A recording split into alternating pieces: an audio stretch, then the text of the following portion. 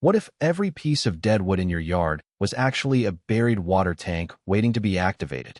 Not a metaphor, not a gardening philosophy, a literal, measurable, underground reservoir that absorbs hundreds of gallons of rainwater, stores it inside the rotting wood fibers, and releases it slowly back to your plant roots for weeks after the last drop of rain fell. A garden bed that waters itself. One that gets more fertile every single year, not less. One that can keep producing food for 2 decades from a pile of logs that you paid nothing for and would have hauled to the dump. Most gardeners spend hundreds of dollars on drip irrigation systems. They buy bags of fertilizer every season. They watch their raised beds dry out in 3 days of summer heat. They amend their soil every year because it keeps getting worse. And they do all of this because nobody ever told them about a technique that German and Eastern European farmers figured out centuries ago, that an Austrian mountain farmer proved at scale in one of the harshest growing environments in all of Europe, and that modern soil science has now confirmed is one of the most efficient ways to build living, productive, self-sustaining soil that exists. It's called Hügelkultur. It's pronounced Hügelkultur. It translates from German as mound culture. And the core idea is so simple, it will make you feel slightly angry that you didn't know it sooner. You bury logs under your garden. Then you grow food on top of them. And the logs do most of the work for you. That's it. That's the whole thing. Everything else is detail. But the detail is worth understanding, because when you understand what is actually happening inside a Hügelkultur bed, you stop treating it like a gardening trick and start treating it like what it really is, a partnership with a biological system that has been running on this planet for hundreds of millions of years. And when you build it right, that system takes over and starts doing things no drip line or fertilizer bag will ever replicate. Let me tell you about a farmer named Sepp Hälzer first, because his story is the most convincing argument for this technique I know. Sepp Hälzer farms in the Austrian Alps. His property, called the Kremeterhof, sits between 1,100 and 1,500 meters above sea level. That's nearly a mile high, in a region that experiences 170 days of frost per year. For comparison, most productive agricultural land in Central Europe gets maybe 60 to 90 frost days. Hälzer grows food in conditions that most agricultural textbooks say are impossible for diverse crop production. The Austrian government fined him multiple times for farming in ways that violated official guidelines. Not because he was doing something dangerous, but because what he was doing was so far outside the expected norm that officials assumed he was breaking rules that didn't actually exist. He wasn't breaking anything. He was working with the landscape instead of against it. He built ponds that captured water and moderated the local microclimate. He created terraced mounds filled with buried wood that held moisture and heat through the long cold months. He grew fruit trees, vegetables, grain, herbs, and raised livestock at elevations where most farmers would give up before planting a seed. The result was a farm so productive and so ecologically stable that it became a global reference point for permaculture design. Researchers, farmers, and policymakers from dozens of countries have visited the Kremeterhof to understand how one man on a mountain with no synthetic inputs and no irrigation infrastructure built one of the most abundant food-producing landscapes in Europe. The buried logs were a central piece of that system. And once you understand what those logs are actually doing underground, you will never look at a fallen tree or a pile of old firewood the same way again. Here is the science, explained simply. Wood is a sponge. Not in a poetic sense, literally, structurally, biologically. The cellular structure of wood is made up of millions of tiny hollow tubes, the vessels that once carried water and nutrients up through the living tree. When a tree dies and begins to decay, those vessels don't disappear. They soften. The cell walls begin to break down. The whole structure becomes increasingly porous and absorbent. A piece of well-rotted wood can absorb and hold many times its own weight in water. When you bury that wood and rain falls, the water doesn't run off the surface or drain away through the subsoil. It soaks down into the wood layer and stays there, held inside millions of microscopic chambers, waiting to be drawn out by the roots growing above it. Researchers and experienced practitioners who have built and studied these beds report that a Hügelkultur bed built just 2 feet tall holds moisture for roughly 3 weeks after the last rain. Build it 3 or 4 feet tall, add more wood mass, and that number stretches further. Gardeners in dry climates who build full-scale mounds, 6 feet tall with a deep log core, have reported going entire dry summers with little to no supplemental watering after the first establishment season. Not because they installed expensive infrastructure, because the ground itself became a reservoir. But moisture retention is only half the story. The other half is what happens to the wood as it breaks down, and this is where the system becomes genuinely extraordinary. When wood decomposes, it doesn't just disappear. It transforms. Fungi arrive first. Their mycelium, the thread-like root network of fungal life, grows through the wood, breaking apart the complex carbon compounds and releasing them in forms that plants can absorb. Then bacteria colonize the same spaces, accelerating the decomposition and cycling nutrients through the soil food web. Earthworms follow, drawn by the abundance of organic material and fungal life. The whole buried log becomes a city of biological activity, a slow-burning engine of fertility running just below the surface of your garden. As this process unfolds over years, it releases something extraordinary, a slow, steady, long-term supply of nutrients that feeds your plants from below without you doing anything. No fertilizer bags to buy, no compost to turn and apply, no soil amendments to budget for. The buried wood is doing all of it on its own timeline, year after year. A well-built hugelkultur bed is documented to remain productive and fertile for 20 years or more from a single construction event. And there's one more thing the decomposing wood does that almost nobody talks about, but every gardener in a cold climate should know. It generates heat. The microbial activity of decomposition is an exothermic process. It releases thermal energy. Not a lot, but enough. Enough to extend your growing season by weeks at both ends of the year. Enough to keep the soil a few degrees warmer than surrounding beds through early spring frosts and late autumn cold snaps. Sepp Halzer, farming at altitude with 170 frost days, was using this thermal effect deliberately. His buried wood wasn't just feeding the soil and holding water.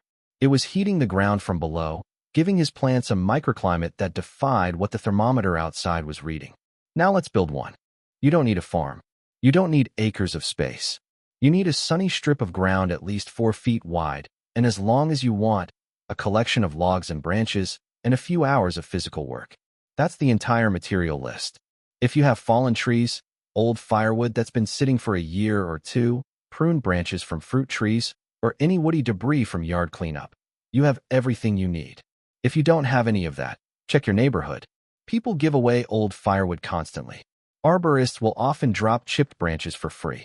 Tree service companies are frequently looking for somewhere to take logs that would otherwise cost them money to haul away. The material is everywhere. The main thing is that it costs nothing. Start by marking out your bed.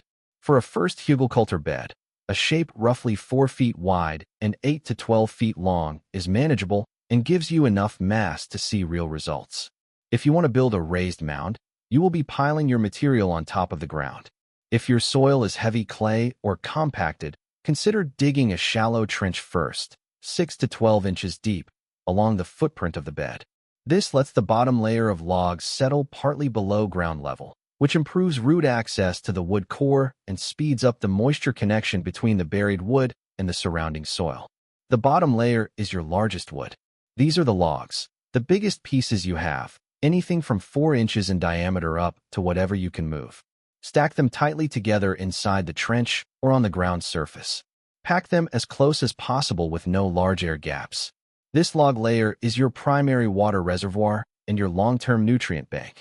The bigger the wood, the longer it lasts, the more water it eventually holds.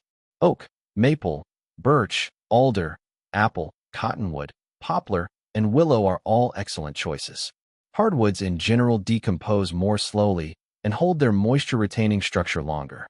Partly rotted wood is actually better than fresh-cut wood for 2 reasons. It's already beginning to act as a sponge, and it's past the stage where the decomposition process competes most aggressively for nitrogen in the surrounding soil. There is one wood rule you must not break. Do not use black walnut. Black walnut trees produce a compound called juglone in their roots, bark, leaves, and wood. Juglone is toxic to a wide range of garden plants and can persist in the soil for years after the wood is buried. It will kill your vegetables and your bed before they ever get started. Similarly, avoid treated lumber, railroad ties, or any wood that has been chemically processed.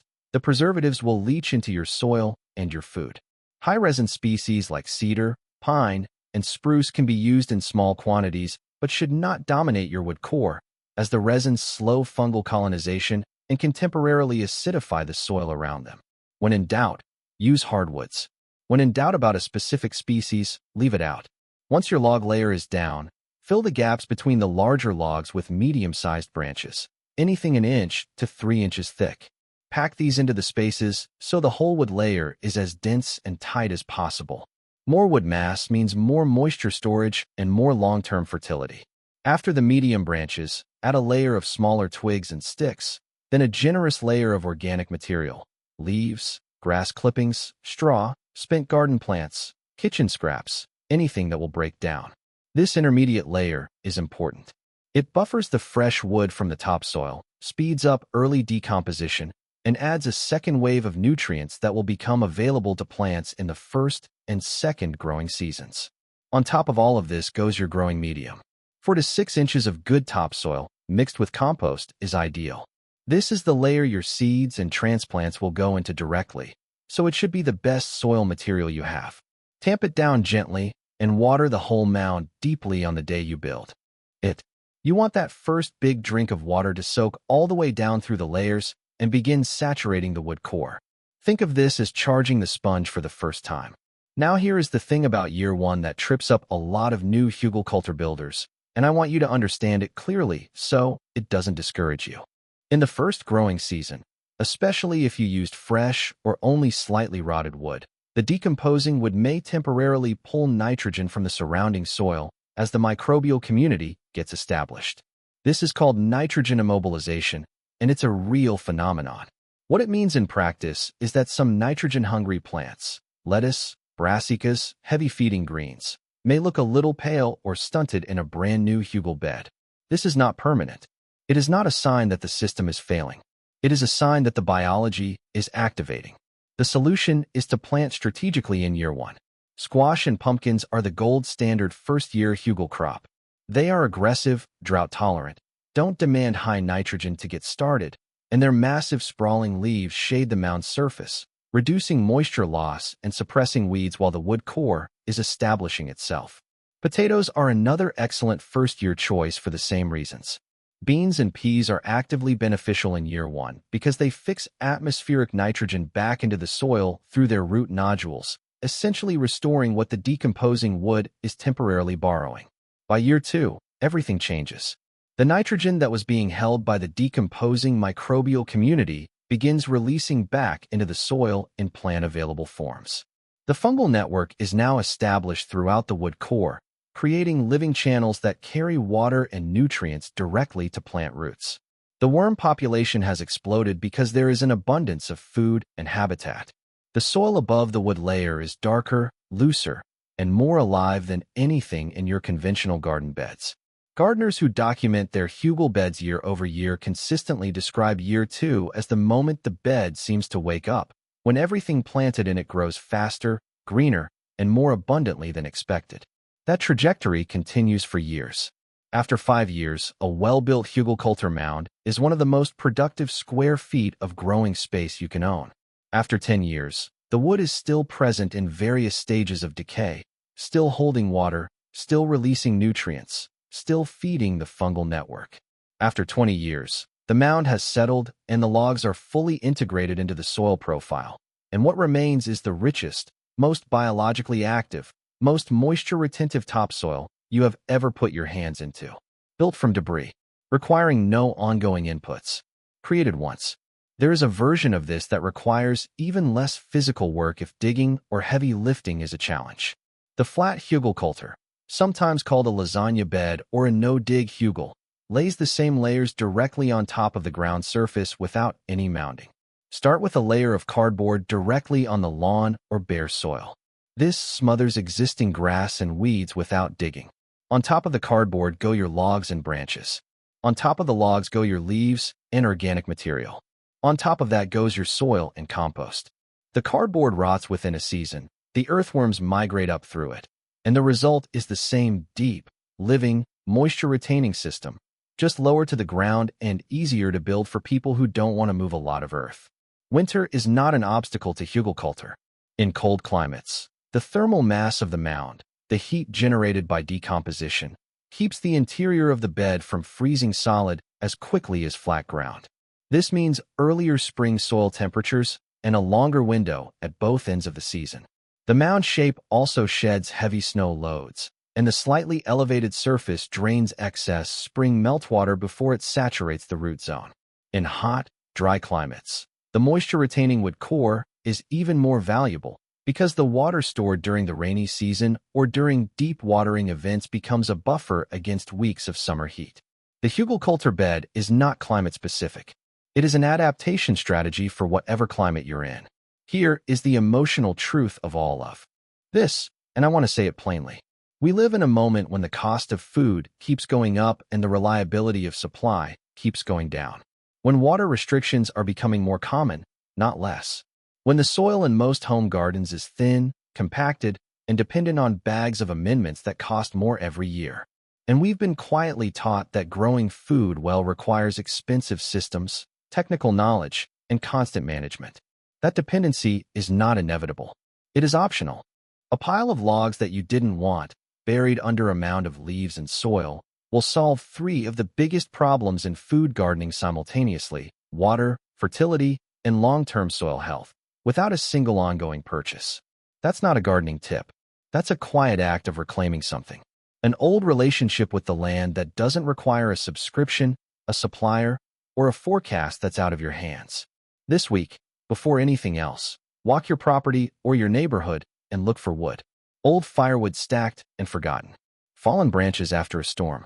Pruned limbs from a fruit tree. A neighbor's brush pile headed for the chipper. All of it is viable. All of it is material for a bed that will still be feeding you in 15 years. Pick your spot. Mark it out. Start your first layer this weekend. If you want to share where you're building or what climate you're gardening in, drop it in the comments. I read every one, and I'll give you specific planting recommendations for your first season.